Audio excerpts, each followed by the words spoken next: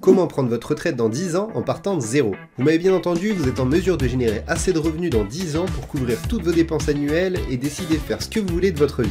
Ça peut vous paraître fou, mais n'importe qui peut y arriver et c'est en fait très simple. Tout ce dont vous avez besoin de savoir se trouve dans cette vidéo et je vous explique tout en moins de 10 minutes.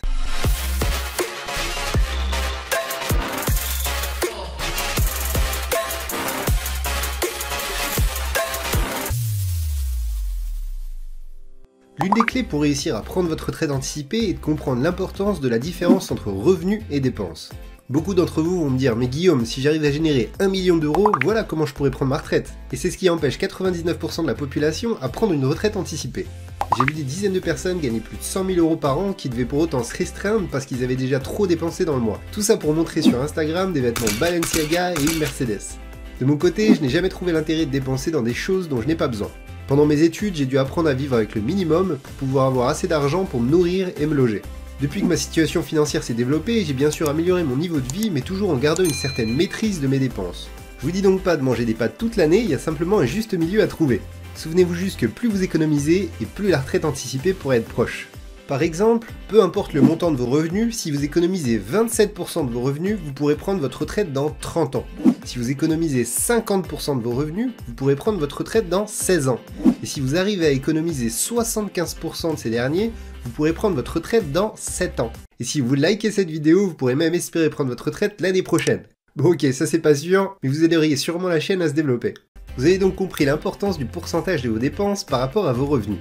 Encore une fois, vous n'avez pas besoin de vivre comme un ermite et de ne plus profiter de la vie pour réduire vos dépenses. Vous avez simplement à appliquer quelques techniques que je vous partage. Par exemple, pour réduire vos dépenses en logement, vous pourrez déménager en périphérie de ville au lieu de vivre en plein centre-ville. Vous pourrez aussi acheter une grande maison que vous divisez en deux afin de louer la seconde partie. En louant la seconde partie, vous pourrez couvrir une grande partie, voire la totalité de vos échéances de prêt à payer tous les mois. Vous aurez donc des dépenses en logement qui tomberont à zéro et vous pourrez dans le même temps capitaliser de l'argent chaque mois en remboursant votre prêt grâce au loyer de votre locataire. Pour réduire vos dépenses en transport, achetez une voiture d'occasion qui ne consomme pas au lieu de faire un leasing pour une voiture haut de gamme qui consommera le double d'essence.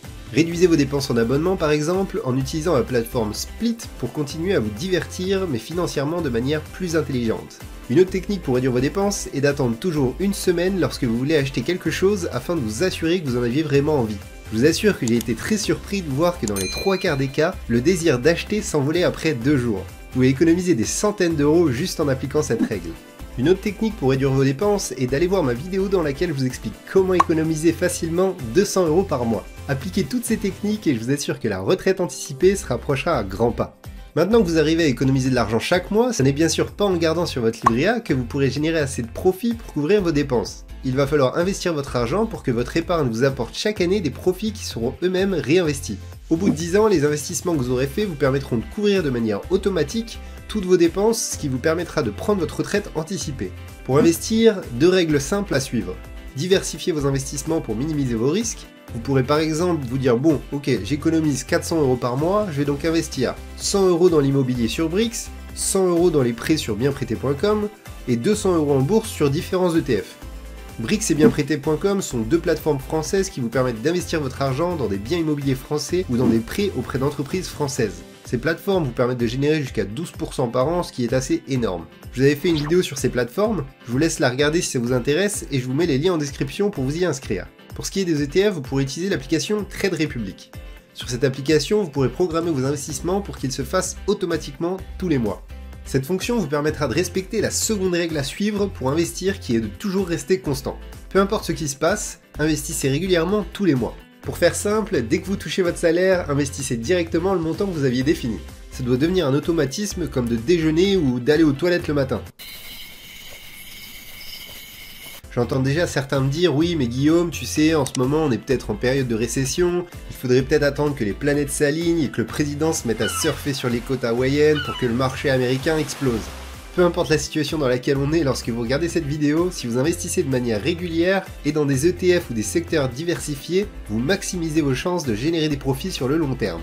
C'est ce qu'on appelle lisser ses investissements.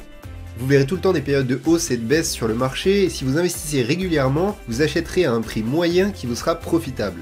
Alors que si vous attendez à chaque fois le bon moment, vous risquez d'attendre des mois voire des années. En attendant, votre argent ne travaillera pas et vous perdrez du temps pour atteindre votre retraite anticipée.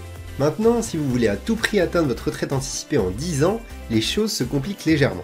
Soit vous allez devoir réduire vos dépenses au maximum, soit vous devrez augmenter vos revenus. Dans tous les cas, vous devrez faire en sorte d'économiser 65% de vos revenus. Prenons un exemple. Un Français gagne en moyenne 27 720 € par an, et il dépense en moyenne 1060 € par mois, ce qui fait à peu près 12 700 € par an. Sur cet exemple, le Français moyen économise donc 54% de ses revenus, ce qui lui permettrait de prendre sa retraite anticipée en 15 ans. Si on augmente les 54% d'économie de 54% à 65%, ce Français moyen pourra prendre sa retraite anticipée en 10 ans, mais il devra donc réduire ses dépenses de 3 000 € par an, ce qui n'est pas forcément simple. Si vous ne voulez pas ou vous ne pouvez plus réduire vos dépenses, eh bien il vous suffira d'augmenter vos revenus pour atteindre ces 65% d'économie par an. Dans notre cas, il faudrait augmenter de 9 000 € par an nos revenus, soit 750 € par mois. Pour augmenter vos revenus, il suffira de se creuser un peu la tête et de sortir de sa zone de confort. La première option pourra être de changer d'employeur, ce qui permet en général d'augmenter votre salaire de 20 à 30%. Il est généralement assez difficile d'obtenir une telle augmentation en restant dans la même boîte. L'expérience que vous avez accumulée là où vous travaillez actuellement a sûrement beaucoup de valeur pour une autre entreprise. Une autre option sera de trouver un job qui vous ne payera pas pour votre temps mais pour vos performances, comme les métiers d'agent immobilier ou de commercial. Avec un job qui vous paye pour votre temps, vous n'avez pas vraiment de levier pour augmenter votre salaire, alors qu'un métier qui vous paye pour vos performances pourra vous aider à augmenter vos revenus. Enfin, une autre solution pourra être de générer des revenus sur internet en plus de votre job principal, en allant par exemple regarder ma vidéo des 10 techniques que j'ai testées pour gagner de l'argent sur internet. En attendant, si cette vidéo vous a plu, n'hésitez pas à me le dire en commentaire, et de mon côté, je vous dis à bientôt pour avancer ensemble vers votre liberté financière.